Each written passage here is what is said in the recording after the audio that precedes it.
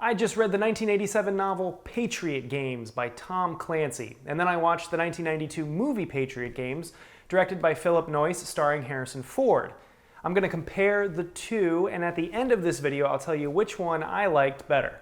This is the first Tom Clancy book that I've read, and it's the second Clancy book that features his most iconic character, Jack Ryan. Patriot Games begins with an assassination/kidnapping attempt on the Prince and Princess of Wales in London by a small group of Irish terrorists. But their attempt is thwarted by an American, Jack Ryan, who just happened to be in the right place at the right time. It's a very exciting opening to the book. This really pisses off the terrorists, and the rest of the book is about them trying to enact their revenge on Jack Ryan and his family.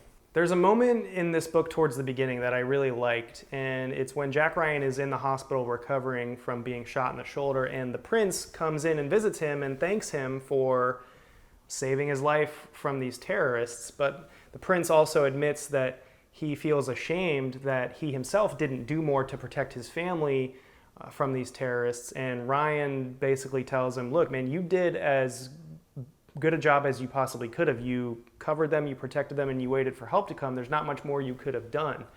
And it was just one man talking to another man telling him, you know, you're not a coward. You shouldn't be ashamed of your actions.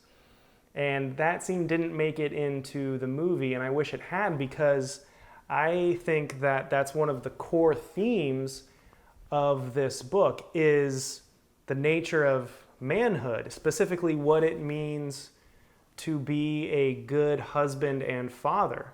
Because I think the number one responsibility of a father is to protect your family and make sure that they're taken care of and safe at all times. And Jack Ryan is actually, he's faced with this himself throughout the book as well, because his family comes under attack, and he reflects throughout the book on his shortcomings and failures, and you see this inner monologue in him throughout the book. And it really resonated with me because I'm actually about to become a father soon for the first time, and this is something that I think about a lot, this coming responsibility.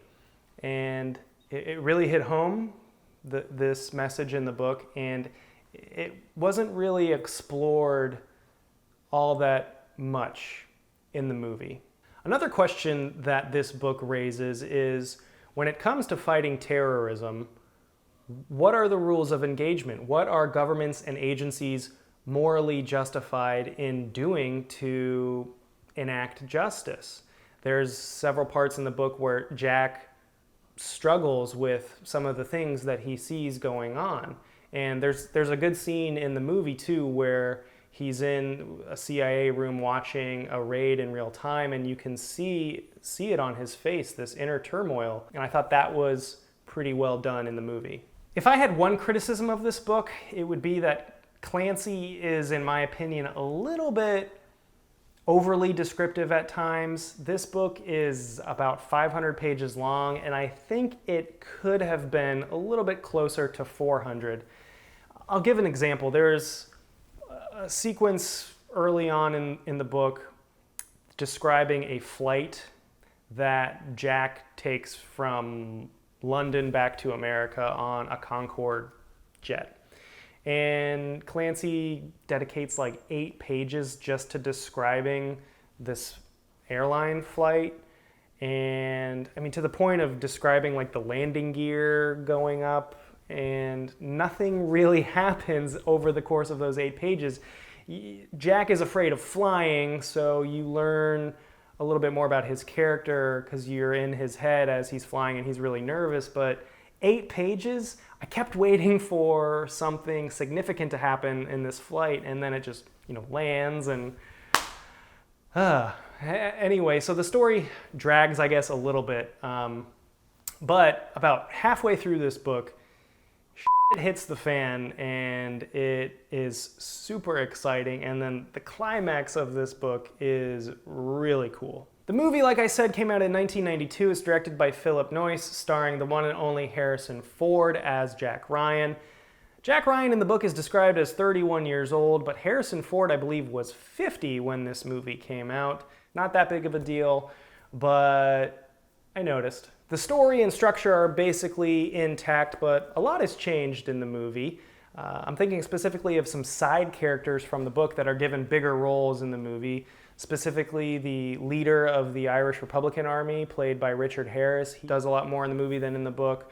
And the female terrorist is very briefly mentioned, doesn't do a whole lot in the book, and she's got a much bigger role in the movie. But one of my absolute favorite side characters in the book, Commander Robbie Jackson, played by the amazing Samuel L. Jackson in the movie, he had a big role in the book, especially in the climax, and I was really disappointed to see that he had a much more diminished role in the movie. There's also a significant villain character named Alex Dobbins in the book who's just not in the movie at all. Dennis Cooley, the rare book collector who is an ally of the terrorist, he suffers a much different fate in the movie than he does in the book. This scene is way different than what happens in the book. This fight between this terrorist and Jack Ryan never happens in the book. I think they probably just added this in the movie to make it a little more exciting and to give Harrison Ford a little bit more action to do. The movie has a much different ending than the book. I'm not going to spoil either, but I enjoyed the ending of the book better, but the ending of the movie is pretty entertaining, especially the boat chase sequence. Very fun to watch and pretty impressive. Overall, I enjoyed the movie. I thought it was a pretty solid adaptation of the book. However, despite some of the slower parts of the book, I really enjoyed Patriot Games by Tom Clancy, and I thought that it was better than the movie. If you're a Tom Clancy fan, please comment below. Tell me which book of his you think is best. And if you agree or disagree with my take on the book and the movie, comment below as well. If you like this video, please give it a like. Please subscribe to my channel and hit the notification bell. And as always, stay tuned for more videos in the near future. My next review will be Starship Troopers, the book versus the movie. So stay tuned for that. Thank you so much for watching. I'll see you later.